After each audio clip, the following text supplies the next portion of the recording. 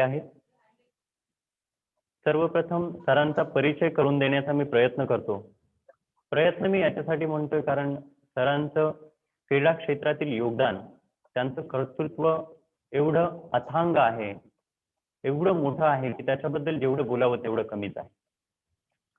तरी काही निवडक गोष्टी तुम्हाला कळाव्यात, सरांचं व्यक्तिमत्व तुमच्यासमोर उभं राहावं यासाठी मी तुम्हाला सांगण्याचा प्रयत्न करतो. सरांचे महाविद्यालयीन शिक्षण हे BA LLB पर्यंत झालेले आहे व ते करून त्यानंतर ते खेळामध्ये त्यांनी अशी मोठमोठी यशोशिखरं गाठलेली आहेत की जी मला शब्दामध्ये व्यक्त करताना सुद्धा काय बोलावं आणि काय नाही बोलावं असा प्रश्न पडतो.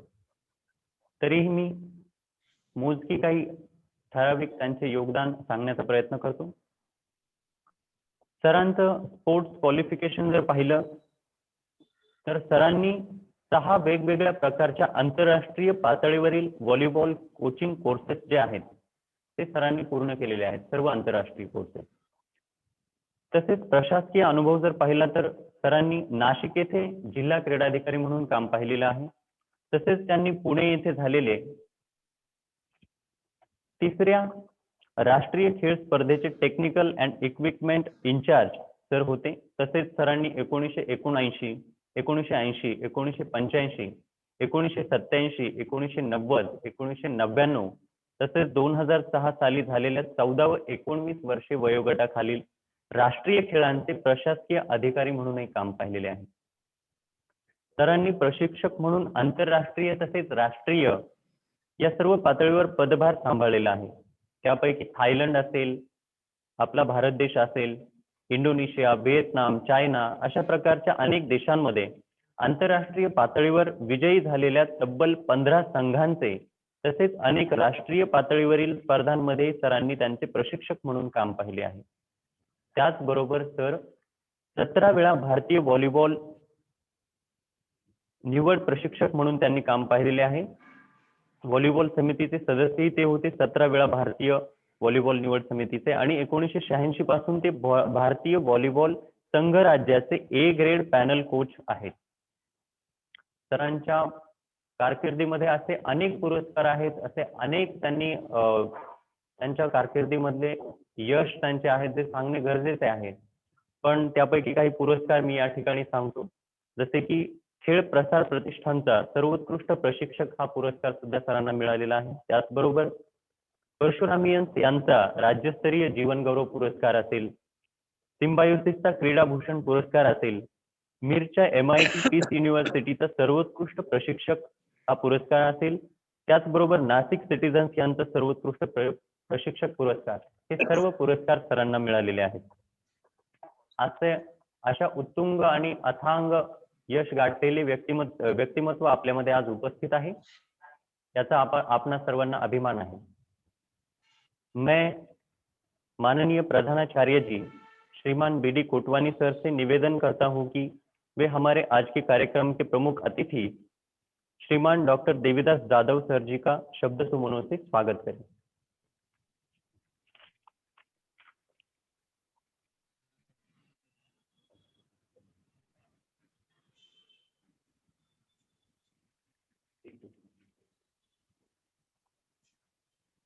हमारे स्कूल के प्रधानाचार्य श्रीमान BD कोटवानी सर आज के प्रमुख अतिथि, इनका स्वागत करेंगे.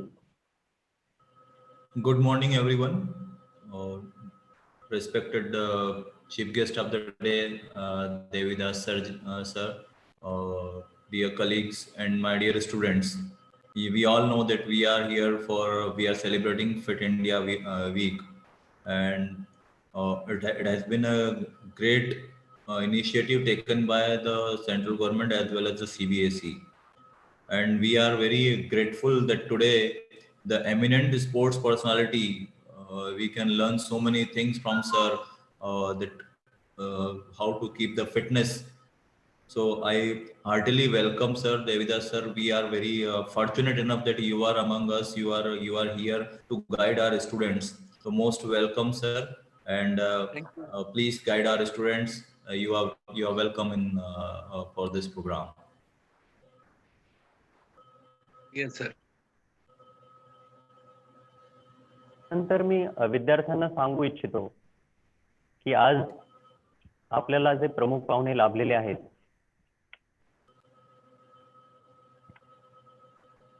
श्री डॉक्टर देवीदास जाधव सर, हे तुम्हा सर्वांशी आपल्याशी संवाद साधणार आहेत.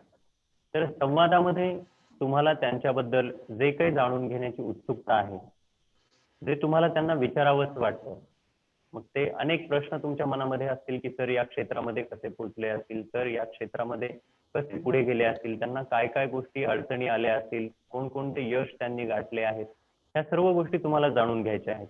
तर त्या तुम्हाला मी विनंती करतो सर्व विद्यार्थ्यांना की आपण कमेंट बॉक्समध्ये टाईप करून मला विचाराव्यात.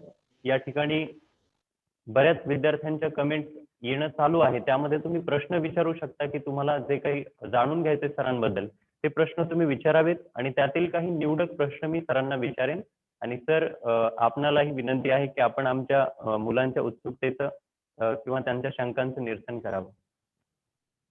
आपण प्रश्न टाईप करू डेफिनेटली शकता. Sir. Yes sir, yes. Okay, बरेचसे प्रश्न या ठिकाणी येत आहेत. एक प्रश्न मी वाचू इच्छितो. हा सर, आपणास व्हॉलीबॉल या खेळाची आवड कशी निर्माण झाली आणि आपण कधीपासून हा खेळ खेळण्यास सुरुवात केली?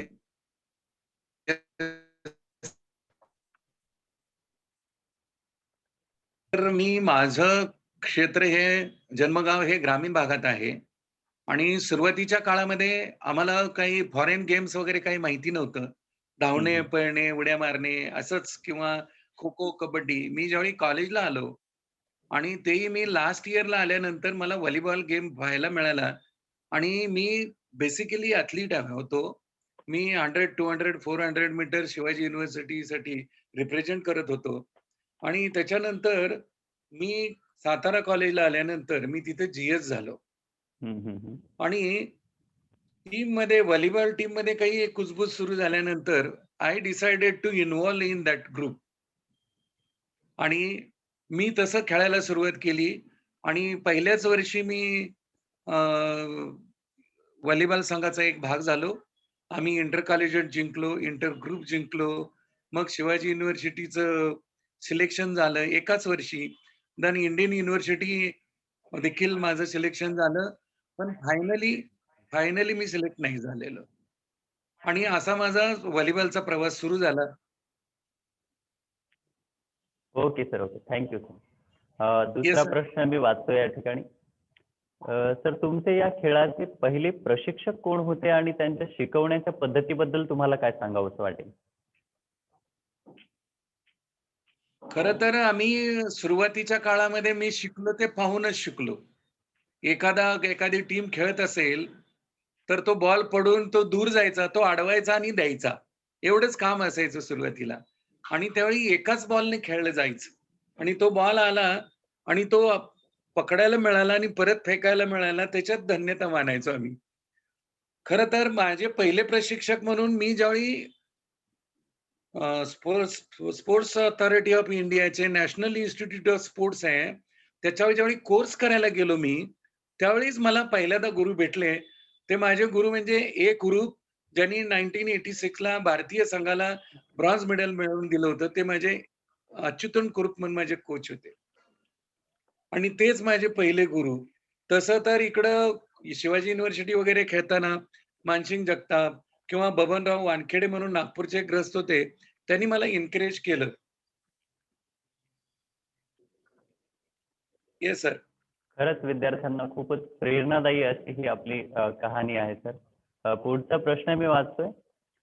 तुम्ही जेव्हा खेळाडू म्हणून खेळत होता सर, तेव्हा आपण कोणकोणत्या स्तरापर्यंत खेळ खेळलेला आहात?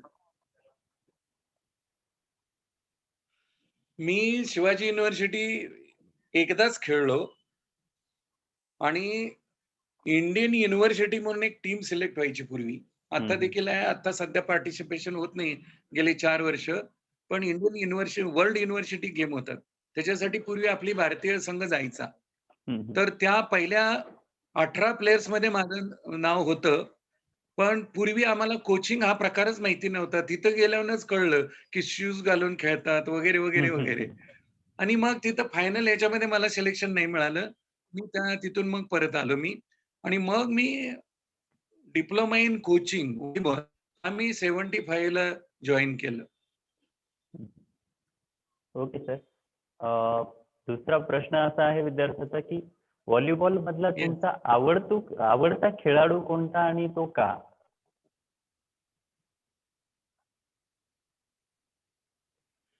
तसं पाहिलं तर मी आता ग्रोन अप आहे. I am now 70 to 73 years of old. तर आतापर्यंत आले तर भारतातले काही प्लेयर्स आहेत त्यांची नावं आपण सांगू शकतो. पर्टिक्युलरली श्याम सुंदर राव, ज्यांना द्रोणाचार्य आणि अर्जुन अवॉर्ड दोन्ही आहे, हो. किंवा जिमी जॉर्ज, बलवंत सिंग, असे अनेक प्लेयर्स आहेत की ज्यांनी कामगिरी खूप चांगली केली आहे. अगदी बरोबर सर. एवढा मोठा अनुभव असताना कोणी एकच. आणि महिलांच्या मध्ये हा सर बोला. आणि महिलांचा जर विचार करता तर माझीच विद्यार्थिनी आहे एक, वैशाली फडतरे, प्रियांका बोरा, हे भारतासाठी 20-22 वर्ष इंटरनॅशनल एरिनामध्ये खेळले आणि आता ते भारतीय महिला व्हॉलीबॉल संघाचे चीफ कोचेस आहेत. बरोबर. अगदी बरोबर सर. एवढा मोठा अनुभव असताना कोणी एक खेळाडू आवडता असेल हे शक्यच नाही. एवढ्या मोठ्या अनुभवामध्ये अनेक खेळाडू तुमच्या जीवनामध्ये तुम्ही जवळून पाहिलेले आहेत. नक्कीच. पुढचा प्रश्न Yes, yes. एका विद्यार्थ्याचा असा आहे. कालावधीनुसार खेळाडूच्या हा सर बोला. कालावधीनुसार खेळाडूंचे टेक्निक, टॅक्टिकल अस्पेक्ट्स हे बदलत जातात. हो हो हो. पुढचा Yes, sir. प्रश्न आहे सर, तुम्हाला या खेळाव्यतिरिक्त इतर अजून कोणते खेळ खेळायला आवडतात?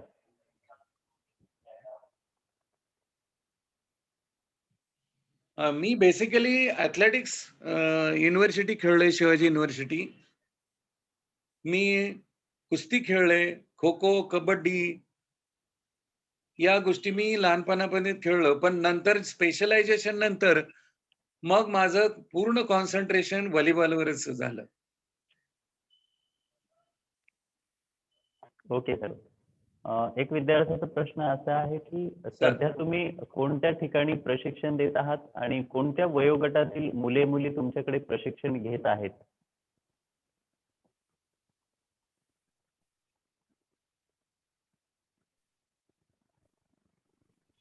सध्या मी रिटायर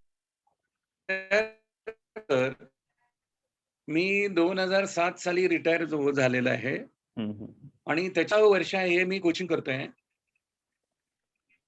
आणि पुण्यामध्ये मध्यभागी तिथं व्हॉलीबॉलचे 3 कोर्ट्स आहेत प्रकाश झोतातली, आणि तिथं माझं सध्या ट्रेनिंग चालू असतं मॉर्निंग इव्हिनिंग. आणि तिथं 9 वर्षाच्या मुलापासून ते सिनियर सगळे प्लेयर्स येतात.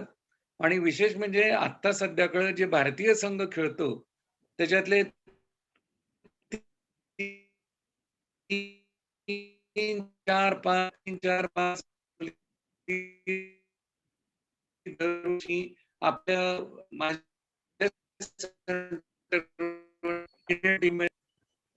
त्याशिवाय उन्हाळी प्रशिक्षण शिबिरी चालतो, त्याच्यामध्ये महाराष्ट्रातलेच पुण्यात येऊन राहतात, तिथं माझ्याकडे ट्रेनिंग करतात आणि परत आपापल्या ठिकाणी जातात. नक्कीच सर. आता सुद्धा तुमचा उत्साह आमच्यासारख्या कित्येक तरुणांना लाजवेल असा आहे सर. नक्कीच. पुढचा प्रश्न एका विद्यार्थ्याचा असा आहे सर की तुमचं शालेय शिक्षण कुठे झालेलं आहे आणि कशा प्रकारे तुम्हाला काही शालेय शिक्षणातील आठवणी सांगता येतील? माझं शालेय शिक्षण म्हणजे पायी जायचं, चालत जायचं, आणि तेही माझं घर शेतात असल्यामुळं शेतातून गावात जायला मला 7 किलोमीटर आहे ते डिस्टन्स. तर पहिलीपासून 7 किलोमीटर जायचं आणि 7 किलोमीटर परत यायचं संध्याकाळी. असा हा दिनक्रम असायचा शाळेचा. आणि त्यावेळी सायकल किंवा वाहनं वगैरे त्यावेळी आमच्या वेळी काही नव्हतं असं. अरे तर बापरे! पायीच प्रवास करायचा हं, हं, हं. 7वी पर्यंत. आणि 7वी नंतर हायस्कूलला दुसऱ्या गावी गेलो. तो 9 किलोमीटरचा प्रवास. बापरे! 11वी पर्यंत आम्ही सकाळी 9 किलोमीटर चालत जायचं, 9 किलोमीटर परत यायचं. हं, हं, हं. असा हा प्रवास असायचा. नंतर कॉलेजला मात्र जिथं कॉलेजला गेलो, तिथे एक स्वतंत्र रूम घ्यायची 2-4 मित्रांच्या मध्ये. हं. हाताने स्वयंपाक करायचा, खायचं खेळायचं, अभ्यास करायचा. असं मी LLB पर्यंत केलं. बापरे! म्हणजे विद्यार्थ्यांना मी आवर्जून सांगू आणि इच्छितो की सरांनी त्याच्यानंतर मी 19 हां सर बोला. हां आणि ही ही जी व्हॉलीबॉल खेळाची जी पदविका आहे, ती मी हं. 1975-76 साली बंगलोरला अ, पूर्ण केली हं, हं, हं. आणि त्याच्यानंतर मी मग इंटरनॅशनल ज्या परीक्षा असतात व्हॉलीबॉलच्या, हं, हं, हं.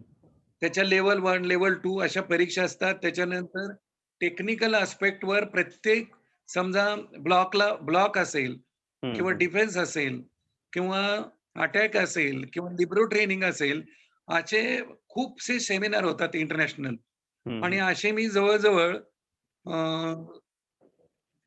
37 इंटरनॅशनल सेमिनार अटेंड केली आहे. हं, हं. खूपच.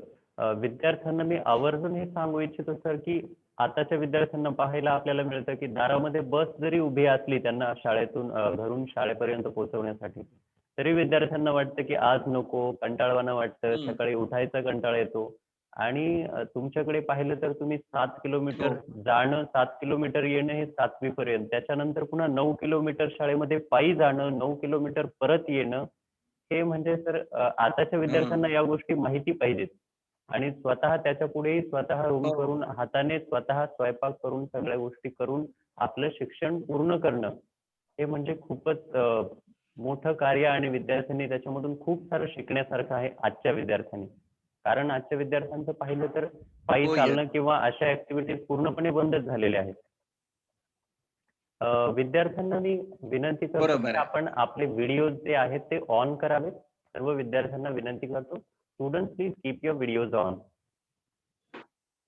यानंतर सर एका विद्यार्थ्याचा असा प्रश्न आहे, की या खेळासाठी अनेकदा असं होतं म्हणजे त्या विद्यार्थ्याचं म्हणणं असं आहे, की घरचे खेळायचं म्हणलं, की अभ्यास कर असं म्हणतात. तर तुम्हाला अशा अडचणी आल्या होत्या का, की घरचे तुम्हाला असं कधी म्हणायचे का, खेळू नको बाबा अभ्यास कर, अभ्यासामध्येच करियर कर? आमच्या वेळी असा प्रश्न आलाच नाही, कारण माझे आई-बाबा किंवा आजोबा हे सगळे अशिक्षित होते. हं, हं. त्यांना एकच माहिती होतं, की तू पास झाला की नाही. मी LLB होईपर्यंत किंवा मी डिप्लोमा इन कोचिंग केलं, तरीही घरच्या लोकांना माहिती नव्हतं, की मी काय शिकतोय आणि काय शिकलोय. बरोबर. फक्त एवढेच म्हणायचे, की पास झाला का नाही? हं, हं. एवढाच प्रश्न असायचा आणि खेळाला पहिल्यापासून घरी प्राधान्यच होतं. कारण माझे बाबा मराठा इन्फंट्रीमध्ये हे होते, हवालदार होते सर्व्हिसेसमध्ये बरोबर. आणि he was a long jump champion. हं, हं. तर तो वारसा आमच्याकडे आलेला आहे. बरोबर. खेळाचा वारसा म्हणजे आपल्याकडे पहिल्यापासूनच होता. वडिलांपासून तुम्हाला खेळाची प्रेरणा मिळाली असं म्हणायला हरकत नाही. हो, येस सर. अ, एक शेवटचा आणि मला पडलेला प्रश्न मी विचारतो सर. भारतामध्ये जर आताही जर पाहिलं आजच्या कंडिशनला, तर असं जाणून येतं की मुलींचा हं, खेळाकडे येण्याचा कल आज जरी चांगला असला, तरी तो पूर्वीच्या काळी जर आपण पाहिलं तर तो हं. कल फार कमी होता. आणि आपण जवळपास 4 बरोबर. दशकांपासून प्रशिक्षण देत आहात या क्षेत्रामध्ये. तर त्यावेळी तुम्हाला काय अडचणी हो. आल्या मुलींना खेळापर्यंत आणण्यासाठी? हे आम्हाला जाणून घ्यायचं आहे. खरं तर पूर्वी सगळं समाजच पाहिला तर तेवढा सुशिक्षित नव्हता. त्यांची विचारधारा तेवढी ॲडव्हान्स नव्हती. म्हणजे आणि पण एक होतं पूर्वी, की पूर्वी देखील लोकांचं हे म्हणणं होतं, की फिट पाहिजेत. मुली असो किंवा मुली असो. माझं ज्यावेळेला पहिल्यांदा नाशिकला फिटनेस ह्या पोस्टिंग झालं, त्यावेळी माझ्याकडे जर त्यावेळीचीच ग्राउंडवर येण्याची संख्या पाहिली, तर 200-200 मुली, 200-200 मुलं ग्राउंडवर सकाळ-संध्याकाळी यायची. कारण त्यावेळी कुठलंही टीव्ही किंवा तो मोबाईल किंवा हे आज जे बाहेर सगळं एडव्हान्स गोष्टी आल्या आहेत, त्याच्याकडे अजिबात लक्ष नव्हतं. रिक्रिएशन म्हणून लोकं खेळायची आणि त्याच्यातनं खेळाडू व्हायचे. आणि जर कोच किंवा एखादा टीचर असेल, तर तो जर चांगला असेल, तर त्याच्यावर 100% भरोसा ठेवून त्यावेळी लोकं पाठवत होते खेळायला, मुलींना देखील. मी तुम्हाला सांगतो, मला आनंदाने सांगावं लागेल, माझ्याकडे मुस्लिम मुलगी 1975 साली आली. हं, हं. 1978 88-79 साली तिला शिवछत्रपती अवॉर्ड मिळालं व्हॉलीबॉलचं. वा. पण आज जर आत्ताची जर कंडिशन पाहिली, हम्म. तर आता कसं झालंय, एकच मुलगा, एकच मुलगी, हो, ओव्हर हो. कॉशियस. हो. मग नको एकच मुलगी आहे, कशाला इकडे जाऊ नको, तिकडे जाऊ नको. आणि आताचं कसं आहे, की त्या मुलाला पळू दिलं जात नाही, पडू दिलं नाही. हो, पडला बरोबर. नाही, पडला नाही, पळाला नाही, तर तो उठणार कधी? ही बरोबर. आजची कंडिशन आहे. आणि दुसरा महत्वाचा भाग असा, आपल्याकडे जे प्रायमरी एज्युकेशन आहे, हम्म. प्रायमरी एज्युकेशनमध्ये प्राथमिक हालचालीसाठी क्रीडा शिक्षकच नाही आहेत. बरोबर. क्रीडा शिक्षक वगैरे आहेत ते सेकंडरीला. बरोबर. आणि ते काय 2,000 3,000 मुलांच्या मागं एक 3 किंवा 4 क्रीडा शिक्षक असतात. ते किती पुर पडू शकतात? तर ही सगळी परिस्थिती बदलली पाहिजे. आता जरी खेळ झाला असला, खेळात तुम्ही करियर करू शकतो आपण. खेळामध्ये खूप पैसा आलाय. व्हॉलीबॉल सारख्या खेळामध्ये बिलियन डॉलर्स प्राइज मनी आलंय वर्ल्ड लेव्हलला. आपल्याकडे प्रो लीग सुरू झालेत, व्हॉलीबॉल लीग झालेत. त्याच्यानंतर पोलीस, सर्व्हिसेस, बँका या सगळीकडे तुम्हाला जॉब मिळतायत आजकाल. त्यामुळे तुम्ही तुमचं स्वतःचं करियर बी करू शकता खेळामध्ये. बरोबर. हां, त्याचप्रमाणे आता psychology, nutrition, training methods, coaches यासारख्या अनेक ब्रँचेस, मॅनेजमेंट इतक्या ब्रँचेस खेळामध्ये ओपन झाल्या आहेत, की त्याच्यात खूपसा पैसा मिळतो. बरोबर आहे. त्यामुळं खेळाकडे येण्याचा जो दृष्टिकोन आहे पालकांचा, तो शाळेमध्येच आपण सांगितलं पाहिजे, हो. की खेळून देखील आता आपलं तुम्ही करियर करू शकता. हो. Yes sir. नक्कीच, नक्कीच सर. जसं तुम्ही सांगितलं, की खेळामध्ये अनेक प्रो लीग्ज असतील, अनेक त्याच्यामधल्या स्पर्धा असतील, सध्याच्या काळामध्ये सुरू झालेल्या आहेत. आणि तसं पाहिलं तर पूर्वीच्या काळी ते खूप कमी होतं. हो, येस सर. पण आता फक्त एक गोष्ट वेगळी पाहायला मिळते, की पूर्वीच्या काळी मुलांमध्ये असलेला स्टॅमिना आणि आताच्या काळी मुलांमध्ये असलेला स्टॅमिना याच्यामध्ये खूप सारा फरक आहे. आता मुलांना मैदानी खेळ खेळायचं म्हटलं, की त्यांना नकोसं वाटतं किंवा जर आपण त्यांना पाठवलं तरी ते एक अर्ध्या तासाच्या वर जास्त खेळू शकत नाहीत मैदानावर. लगेच त्यांना धाप लागते किंवा ते त्यांचा स्टॅमिना तेवढा नसतो सर. फिजिकल स्टॅमिना त्यांचा खूप कमी आहे. त्यांना जर मोबाईलवरती गेम खेळायला याला दिलं तर सर मग ते 3-3 तास बसू शकतात सर. याच्याबद्दल तुम्हाला काय सांगता येईल? पण याचं याचं याचं बेसिक रिझन असं आहे, की आपल्या समाजामध्ये तेवढा जो अवेअरनेस पाहिजे खेळाबद्दल, हं. तो नाही आहे. आणि आता काय झालंय, छोटीशी फॅमिली, एकच मुलगा, मग तो इकडं गेला तर काय होईल, तिकडं गेला तर काय होईल? अशा भीतीपोटी पालक बाहेर जाऊ देत नाहीत. बरोबर. दुसरं असं आहे, जरी बाहेर मुलगा गेला खेळायला वगैरे, हं. तर तो unless and until he is fit enough to बरोबर. Play the game. हं. नाहीतर काय माहिती का, आजकाल आता मी पुण्यामध्ये आहे. पुण्यामध्ये आय-टी हब आहे. हं. अनेक लोक इंजिनियर्स, सगळं आय-टी इंजिनियर्स हं. त्या आय-टी क्षेत्रात काम करतात. हं. 12-12 तास, पण त्यांना 1-1.5 तास बसता येत नाही. अशी हं. वाईट अवस्था आहे आज. 32 ते 35 वयोगटाच्या लोकांना पाठदुखीचा त्रास, मानदुखीचा त्रास सुरू झालाय. पण बरोबर. तुम्ही जर क्रीडांगणावर 1 तास घालवला, तर तुम्ही फिट राहाल. आणि दुसरं खेळाचं आणखी एक महत्त्व असं आहे, जर तुम्ही दिवसातून 1 तास जर एक्सरसाइजला दिला, तर एक्सरसाइज करून तुमची जी मानसिक, शारीरिक आणि मेंटल डेव्हलपमेंट होते, त्याच्यामुळं तुम्ही अभ्यासात देखील एक्सेल होता. तुम्ही अभ्यासात सुद्धा तुमचं लक्ष लागायचं प्रमाण हे खूप जास्त आहे. आणि हा सायंटिफिक बेस आहे त्याला. सायन्स बरोबर. टुडेमध्ये एक मोठी आर्टिकल आली आहे. तुम्ही जर खेळला, तर अभ्यासात खूप लक्ष लागतं आणि तुम्ही चांगलं करू शकता अभ्यास देखील. अगदी बरोबर. अगदी बरोबर. ज्याप्रमाणे तुम्ही सांगितलं, की अभ्यासामध्ये लक्ष लागण्यासाठी तुमचा फिजिकल जो स्टेटस आहे, तो आधी बरोबर असला पाहिजे. म्हणजे फिजिकली जर तुम्ही फिट असाल, तर मेंटली तुम्ही फिट आपोआप होऊ शकता. हे सरांनी अत्यंत महत्त्वाचं सर्व विद्यार्थ्यांसाठी सांगितलं आहे. आणि आपोआप सर होऊ तुम्ही शकतो. मगाशी बोलताना जसं म्हणालात, की अनेक शाळांची कंडिशन अशी आहे, की जिथे खूप साऱ्या विद्यार्थ्यांमागे एखादा सुद्धा स्पोर्ट्स शिक्षक खेळाचा प्रशिक्षक त्या विद्यार्थ्यांना मिळत नाही. त्यामुळे त्यांचे खेळाचे पिरियड असतील किंवा खेळासाठी त्यांना मिळणारे तास असतील, हे अत्यंत कमी प्रमाणात असतात. पण मी तुम्हाला अभिमानानं सांगू इच्छितो, की आमच्या शाळेमध्ये मुलांना खेळासाठी पुरेपूर वेळ दिला जातो आणि योगा असेल, फिजिकल एज्युकेशन असेल, असे आमच्या शाळेमध्ये 3 वेगवेगळे प्रशिक्षक वेगवेगळ्या खेळांसाठी आहेत, ही आमच्यासाठी खूप आनंदाची गोष्ट आहे.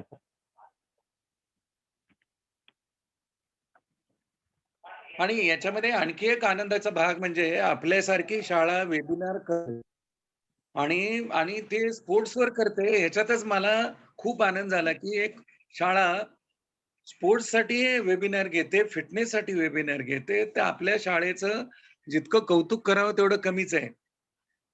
नक्कीच सर. Thank you sir. याच्या व्यतिरिक्त सर मी तुम्हाला आणि अशी विनंती तुमच्याकडे आणखी हां सर बोला. हां, येस सर. Yes sir. बोला सर तुम्ही बोलत होता. नाही, तुम्ही काहीतरी हां. प्रश्न विचारला मला. प्रश्न नव्हता सर तो ॲक्चुअली. मला असं विचारायचं की आता तुमच्याकडून आमच्या विद्यार्थ्यांसाठी तुमचा एवढा सगळा अनुभव आहे सर. आमचं खरंच भाग्य आहे की आज तुम्ही आम्हाला वेळ दिलाय. तर त्याच्यासाठी मी एवढंच सांगू शकतो की आमच्या विद्यार्थ्यांसाठी तुम्ही काय मार्गदर्शन कराल विद्यार्थ्यांना समजण्यासाठी, त्यांच्या पुढील भविष्यासाठी तुम्ही त्यांना कृपया मार्गदर्शन करावे अशी मी विनंती करतोय तुम्हाला. खरं पाहिलं तर आता मी आहे व्हॉलीबॉलचा कोच. आपल्याकडं परवेज सर आहेत ते फुटबॉलचे कोच आहेत. असे हो. अनेक कोचेस आहेत तुमच्याकडं. हो, हो सर. मुलांना खेळायला द्या. त्याच्यातून त्यांची डेव्हलपमेंट सर्वांगीण विकास होतो. हो आणि सर. मला तर असं सांगायचंय, की तुम्ही 1 तास दिवसातून जर खेळलात, तर आयुष्यामध्ये तुम्हाला काहीही कमी पडत नाही. हा आमचा स्वतःचा अनुभव आहे. कारण तुम्ही आजारीच नाही पडला, तरच तुम्ही अभ्यासही करू शकता. उदाहरणच द्यायचं झालं, तर आपल्याकडे कसं आहे माहिती आहे का, आपल्याकडं समाज व्यवस्थेमध्ये मोठ्यात मोठी हॉस्पिटल बघा बांधली जातात आपल्याकडं. परंतु आपल्याकडं खेळाची क्रीडांगणं किती आहेत? तर खूप कमी आहे. क्रीडांगणावर जो खर्च करायला पाहिजे, सदृढ समाज निर्माण करायसाठी क्रीडांगण हवी आहेत. मोठी हॉस्पिटल नको. आता उलटं झालंय, मोठी हॉस्पिटल आहेत आणि मोठ्यात मोठ्या रोगाने आजारी पडावं आणि तिथं ॲडमिट व्हावं, अशी काही आपल्याकडे व्यवस्था आहे. ही बदललीच पाहिजे. आणि सगळ्यात महत्त्वाचं पालक. पालक हा घटक अतिशय महत्त्वाचा आहे.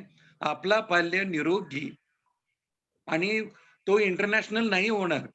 पण निदान कमीत कमी निरोगी जर तो राहिला, व्यायाम करून व्यवस्थित राहिला, तो फिट राहिला, तरच या देशाची देखील प्रगती होऊ शकते आणि आपल्या महाराष्ट्राची, शाळेची किंवा देशाची प्रगती ही ऑलिम्पिकला किती मेडल मिळतात याच्यावर अवलंबून असते.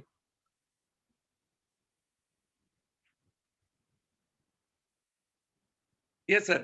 अगदी बरोबर सर.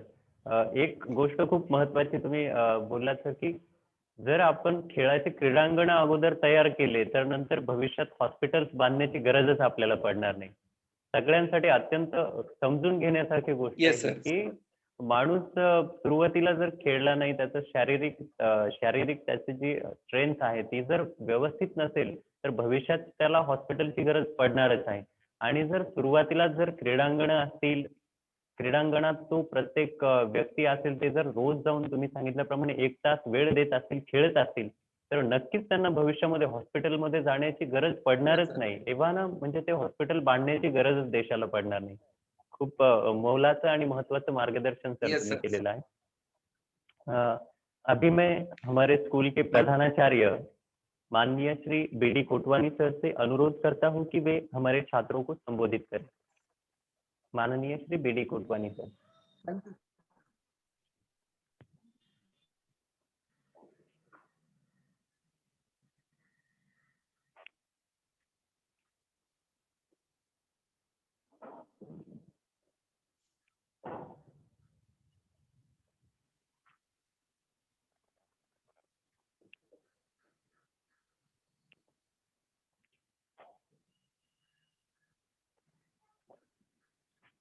स्कूल के प्रधानाचार्य कनेक्टिंग हो रही है उनकी। मैं सभी छात्रों से अनुरोध करता हूं कि वे वेट करें।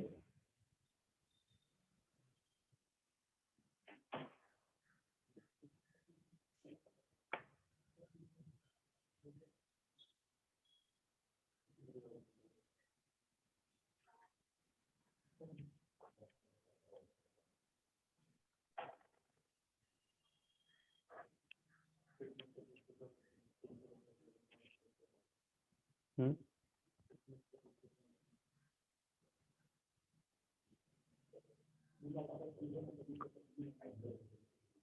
सरांनी हे जे फिटनेसच्या दृष्टिकोनातून आपल्याला जेवढं काही मार्गदर्शन केलं आहे ते सर्वांना नक्कीच लक्षात ठेवण्यासारखं आणि नुसतं लक्षात ठेवण्यासारखं नाही तर ते रोज सरांनी जसं सांगितलं त्याप्रमाणे आपण जर पाळलं तर त्याचा सर्वांच्या भविष्यासाठी खरंच खूप सारा उपयोग होणार आहे। यानंतर हमारे स्कूल के प्रधानाचार्य माननीय श्री बी.डी. कोटवानी सर से मैं अनुरोध करता हूं कि वे हमारे छात्रों को संबोधित करें।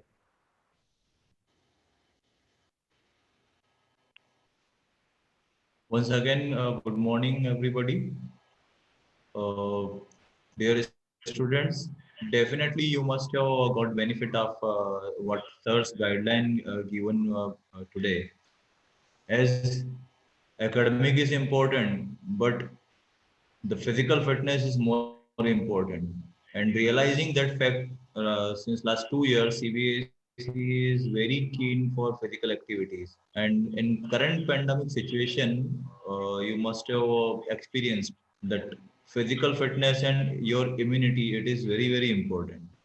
And how to keep ourselves fit, how to achieve, how to even we can create our career in the field of sports.